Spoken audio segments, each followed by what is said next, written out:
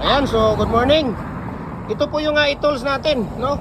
Bench concrete post molder o dragon fruit post molder natin na 8 holes. Ito, kung makikita ninyo, ito po yung 8 holes. Adjustable na po yan, no? Pwede kayong gumawa dyan ng 4 feet, 5 feet, 6 feet, 7 feet hanggang 8 feet, no? Kung makikita ninyo. Ayan, no? Tingnan ninyo, ha? Kasi, pakita mo yung ano yan, yung pangkundim dong. Itaas mo yan. Ayan. Ayan, oh. Yan ang pangkundim niya.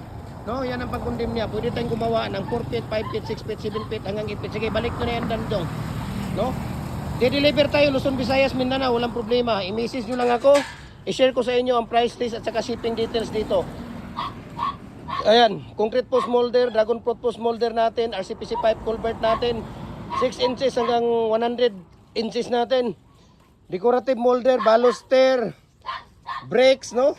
Concrete garden bricks natin, hollow blocks, tipi ng manok, at anong mga concrete products natin na kaya nating tawag dito, no? So ito po yung 8 holes natin mga idol, no?